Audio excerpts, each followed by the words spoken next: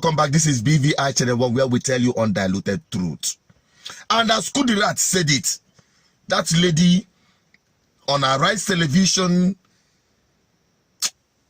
but my love, for speaking the truth when it matters most.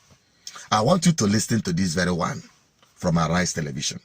Yes. First, you have the highest number of votes. Again, not the majority, because sometimes people confuse that. Majority means over 50%. Highest means even if you win by one vote. It doesn't necessarily have to be 50%. Yes, it can be one vote ahead. So the highest number of votes, that's the first condition. The second condition is that you must win 25% votes across 2/3 of Nigeria's 36 states, which is 24 states, plus it is an and FCT. You must win FCT. You must win at least 25% in FCT. Okay. So even if you win those 24 states, you have 25%, but you don't get 25% in FCT, there's a problem. Wow.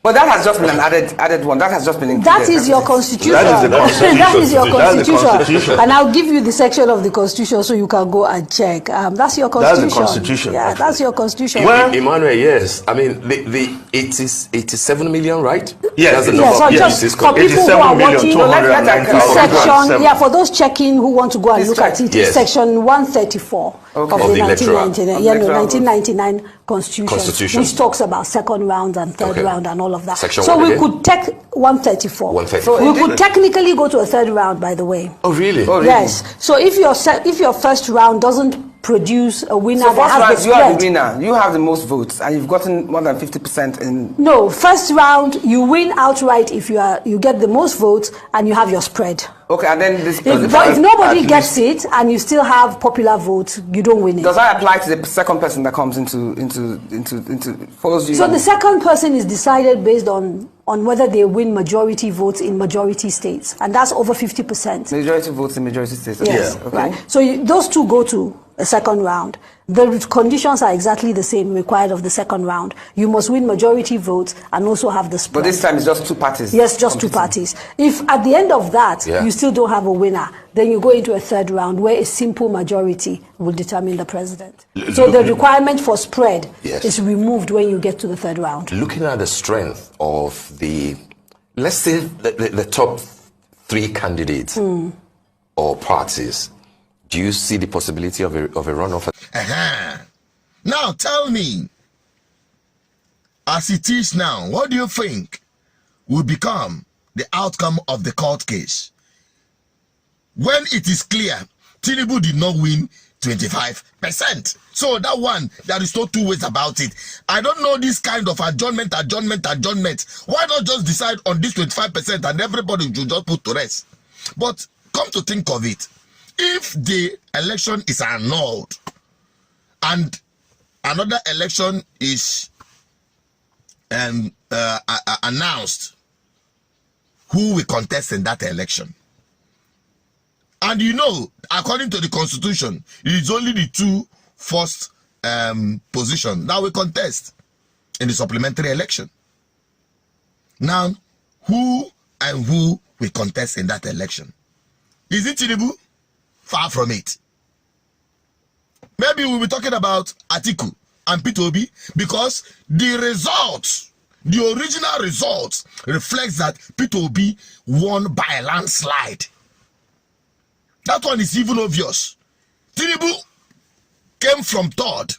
That is even if he was able to have more vote than Kwankwaso, because I doubt that. Okay? So, if you're saying about a runoff election or a run of election, we'll be talking about PDP and Labour Party.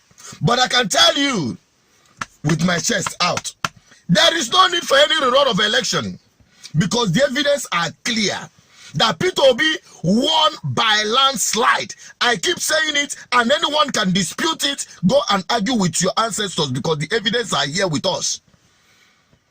That while APC were rigging against Labour Party, PDP was doing exactly the same thing, stealing their votes and converting same. And yet, in their announced results, as they have allocated to themselves, they left a paltry 6 million votes plus for Peter Obi, with 11 states and Abuja. Now, could you imagine when we've gazetted, when every result is brought to bear, you will know that when Peter Obi tells you that I will eventually become the president of this country, he was not just talking. That man doesn't say loose words. He is sure of what he is saying. Just keep calm, keep cool. That is why Nigerians are taking it easy, because they know the man they hung their hope upon. I can tell you with my full chest out, Peter Obi will be the president of this country. Not in the next life, but I'm talking about this current dispensation.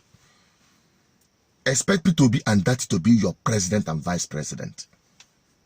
But you see that inauguration, if it happens, that means this country have submitted themselves to an illegitimate government, an illegal government, a criminal government. Let me talk am.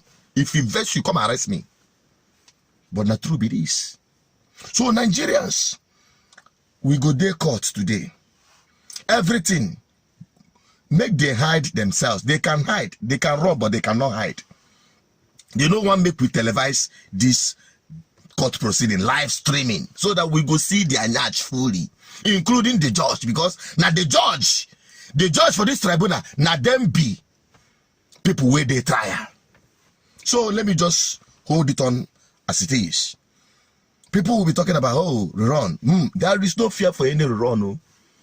But eventually, if it happens, the most important thing is that Peter Obi and Dati will eventually be the president of this country in this dispensation.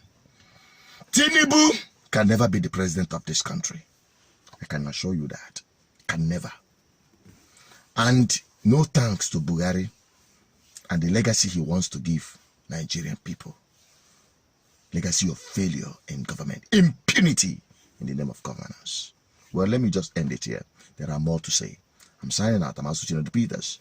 Keep subscribing, keep liking, keep sharing, keep dropping that comment. I want to have your opinion on this. Let this video go viral.